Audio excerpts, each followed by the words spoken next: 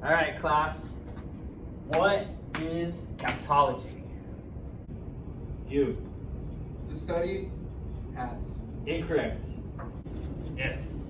Is it the study of lying? Because cap refers to lying. Wrong.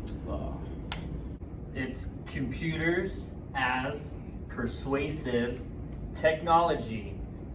Ology.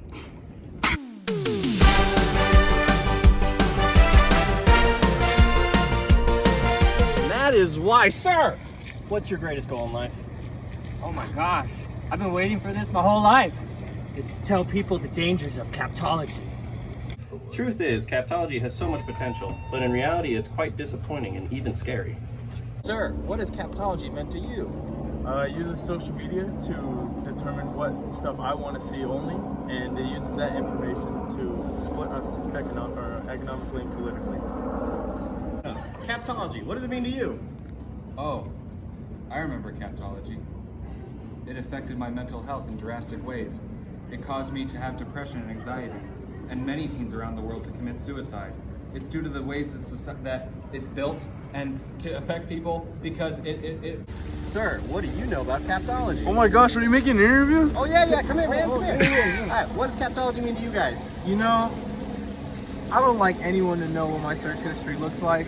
And to know that companies are out there using my search history for money doesn't feel right to me, man.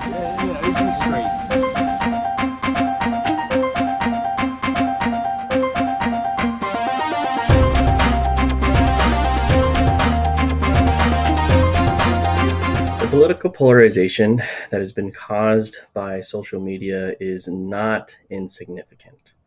We have data that shows that over the past couple of years, with a rise in social media use, there has been a clear divide in the people. This has been attributed to some of the chaos following the elections, following misinformation of COVID, following societal problems. And there's not much that we can do other than to ask that these companies give permanent restrictions on what kind of content they are allowed to share and what content they give in order to increase user interface. The reason that social media threatens journalism is because it has too much control over what people see. It uses various methods such as information overload and user-based recommendations, which lead to the news not only being manipulative, but sometimes just false. They do this so that people see what they want to see, which eventually makes the social media companies money. We could fix this by making people pay to view or post information to ensure that what is being put down is really valuable.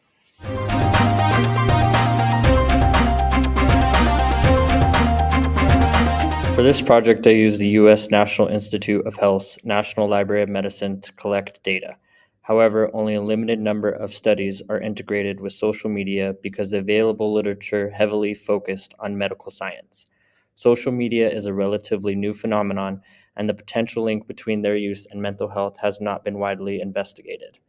The hyperlink I've included is to an article that utilizes peer-reviewed, full-text research papers. Although there is positive evidence for a link between social media and mental health, few studies investigate mediating factors that may contribute to the issue. Further investigations are required to examine why social media has a negative impact on people's mental health, where it has no or positive effects on others' mental health.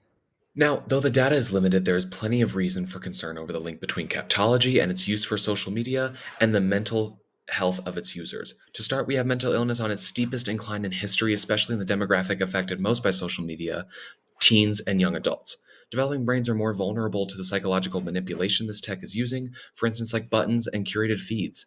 TikTok perhaps being the most blunt with their For You page, featuring content that keeps you on the app the longest. Though the ideal scenario is policy restrictions toward these companies, we can all take our own steps in daily life to avoid being taken advantage of. See what you can do to avoid these effects.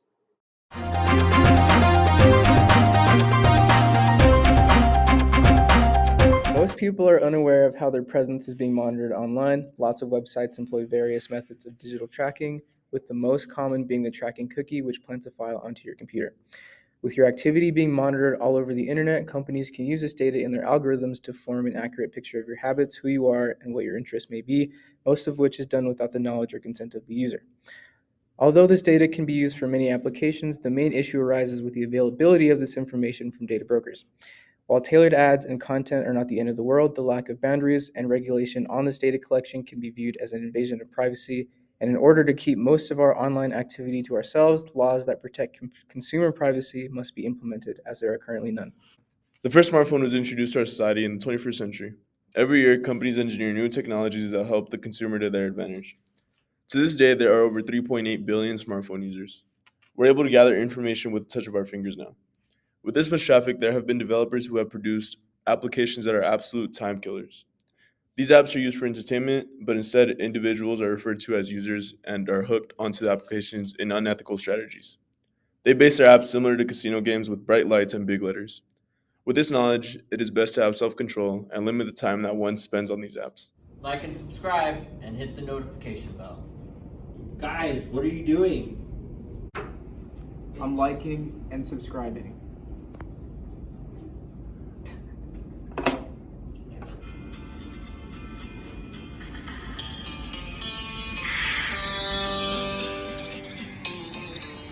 Pablo, you forgot to film your slide, dude. We gotta go. Oh.